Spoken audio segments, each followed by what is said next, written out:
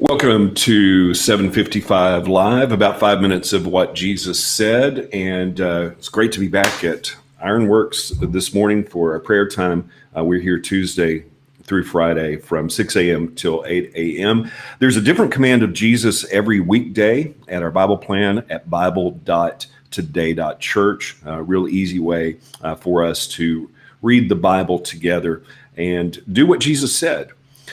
Today's Jesus said is from Matthew 5:30. He says, "And if your hand, even your stronger hand, causes you to sin, cut it off and throw it away. It is better for you to lose one part of your body than for your whole body to be thrown into hell." I mean, basically what Jesus said was stop sinning. It's a pretty gruesome analogy, but sin is gruesome. All sin, any sin. In the context here in Matthew 5, Jesus has used several extreme analogies, plucking your eye out. And here he says, even if your stronger hand causes you to sin, cut it off and throw it away. Now, to the Jews that Jesus was talking to, they understood a right hand and a left hand. A right hand was your more public hand. And Jesus was saying, even if the hand that you do all the good stuff with causes you to sin, cut it off and throw it away. It's better to lose that than for your whole body to be thrown in hell. He was talking earlier about fulfilling the law, which literally means to fill up, or to not to end, but to fill up the meaning. Jesus didn't come to abolish the law. He came to fill it up completely.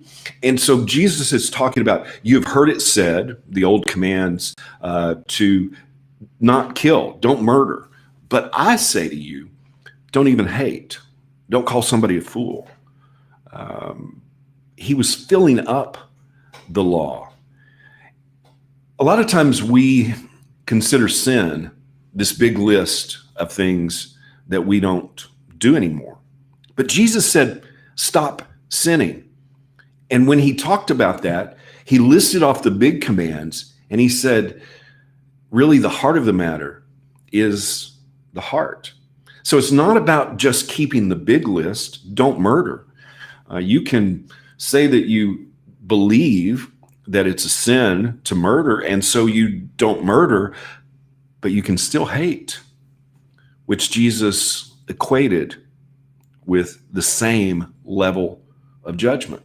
You can say, I'm against murder, and still call someone a fool, call them names, which Jesus said has the same consequences. You see, we many times excuse the small sins in our life by checking off the big list. Well, I don't do this and I don't do that. And Jesus said the heart of the matter is the heart. So any sin that we see, we should cut it off, get rid of it. It's gruesome.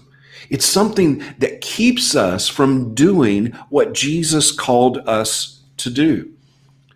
He called us to love God, love our neighbor as ourselves, and go make disciples. Sin gets in the way.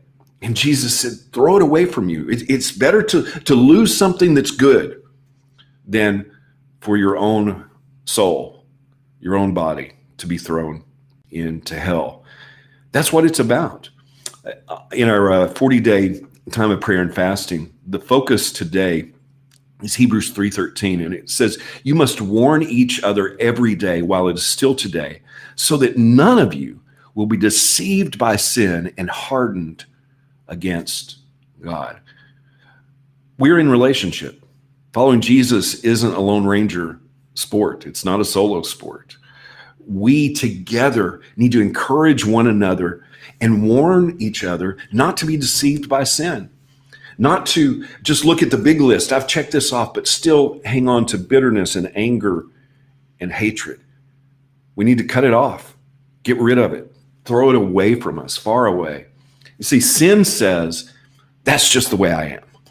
Jesus says, live the way that I command. That's who you are.